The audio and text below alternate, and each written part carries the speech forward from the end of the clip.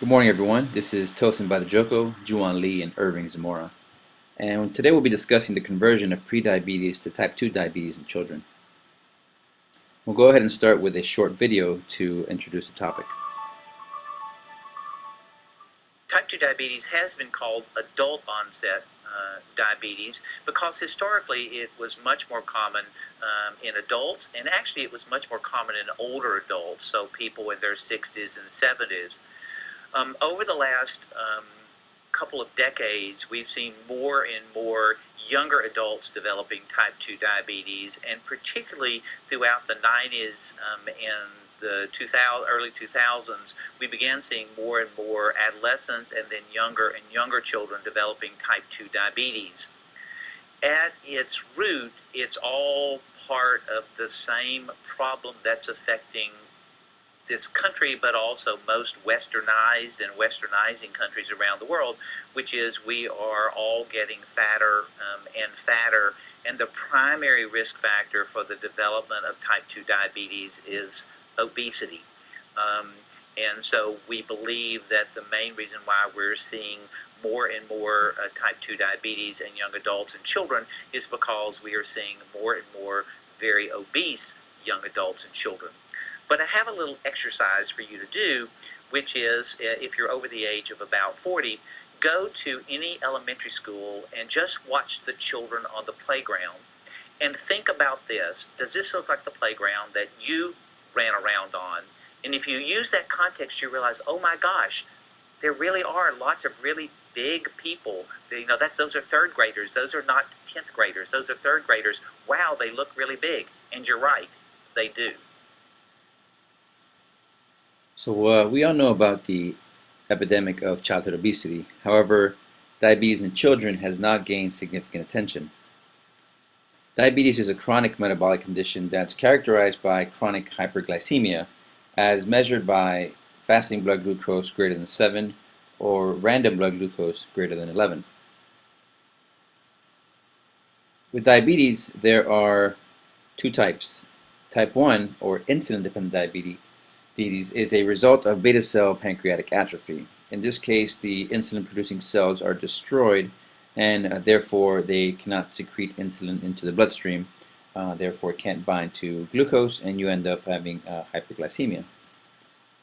With type 2 diabetes, or non-insulin dependent diabetes, it's a problem of insulin resistance. In this case, the insulin molecule itself is defective and therefore cannot bind the glucose molecule. If it can't bind the glucose molecule, then it cannot be absorbed into the cell, and you end up with chronic hyperglycemia.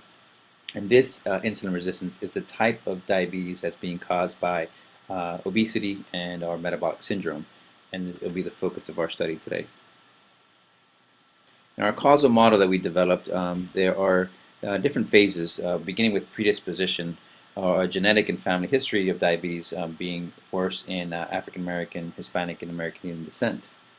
There's also a gestational diabetes, which increases the risk of childhood obesity, and as we learned in the video, childhood obesity is a primary risk factor for development of type 2 diabetes.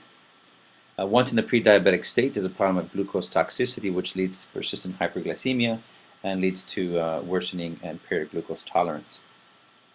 Interestingly, in puberty, the growth hormone levels increase, which lead to decreased basal and stimulated insulin response, and therefore the peak age of presentation of type 2 diabetes ends up being during mid-puberty. Once in the type 2 diabetic phase, the pancreatic beta cells fail to hypersecrete insulin, which ultimately leads to clinical diabetes as we know it.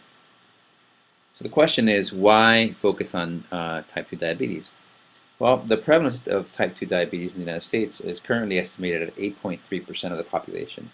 This translates to 79 million people who are estimated to be pre-diabetic. In children, this is 1 of 400 children and adolescents that has diabetes, and this is of significant concern, especially among our Hispanic and Black youth. It's also contributed to approximately 231,000 deaths annually, and it carries a significant cost burden. In 2012, the annual cost of diagnosed diabetes in the United States was approximately $234 billion. Therefore, our group was tasked with developing a longitudinal study to examine the conversion of prediabetes to type 2 diabetes in children. We decided to focus on pre-diabetic children between the ages of 10 to 14 years old and designed a 4-year period from 5th grade to 9th grade, during which time they'll be followed prospectively, and biannual data collection will occur at the beginning of the school year and then after winter break. This will give us a total of about 8 total time points for analysis. So this will be a collaboration between the UT School of Public Health and the Harris County School District to help us identify the cohort of 10-year-old students who are 5th graders currently in Harris County schools. Based on our sample size calculation, we determined that we need 526 children with prediabetes in order to conduct the study. The enrollment period would consist of a consent form and information packets being sent to parents a week ahead of time prior to the study to give them some time to review the details of the study and ask any questions that they might have prior to consenting to enroll their child into the study. We focused on 6 health constructs to help us determine which of these is most important in determining the transition between prediabetes to type 2 diabetes. For dietary intake, we selected a food frequency questionnaire, which will be coded and converted to energy-adjusted scores for comparison. For physical activity, we decided on accelerometers, which will help us stratify the students into 3 different categories. Sedentary, which would be less than 372 counts per minute. Moderate, greater than 21,160. Vigorous intensity, which would be greater than 4,806 counts. C-reactive protein has been developed and known to be a marker of metabolic syndrome. So we selected a highly selective CRP test, and measure of greater than 3 milligrams per liter is determined highly sensitive and specific for metabolic syndrome. For insulin, we decided to use 2-site immunoradiometric assays, which have been shown to be highly sensitive for measuring insulin concentration in the body. In this case, the cutoff would be 1,000 picomoles per liter. For obesity, we'll be measuring BMIs for age, and the 95th percentile would be used as a cutoff for those children who have obesity. And for diabetes, we'll be using fasting plasma glucose with the cutoffs that we discussed earlier. So our field protocol will consist of a 1-week period, during which time students will undergo the data collection. In the first day, we'll have blood draws for fasting plasma glucose, insulin, and CRP levels. During that time, we'll also measure their BMIs, height and weight, to calculate their overall BMI. Then on day 3, on Wednesday, we'll begin with measuring their dietary intake using the food frequency questionnaires, and that will go on for 4 days. And then we will have the accelerometers placed also on day 3, on Wednesday, and they'll have the accelerometers on until the end of the study on Sunday, and this will give us a good idea of their physical activity levels throughout that period. Then if we look at the total study timeline, this will of course begin with IRB approval, recruit and training staff, and then completion of the sampling to know how many students we'll be using. And then as you see here, the data collection process will occur approximately every 6 months up until year 4, which will give us a total of 8 data collection time points. In between each of these time points, data will be entered and quality control processes will be enacted to make sure that we're collecting quality data.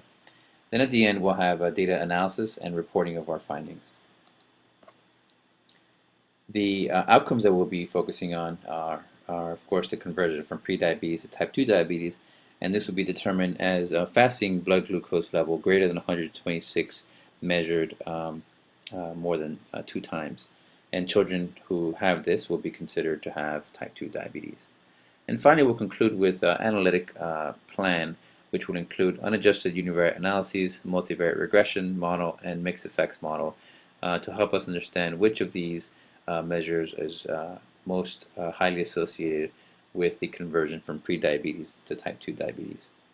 Ultimately, the goal of the study is to help us understand this relationship better to be able to decrease the rate of type 2 diabetes in children, and ultimately determine which interventions would be best to help in this process.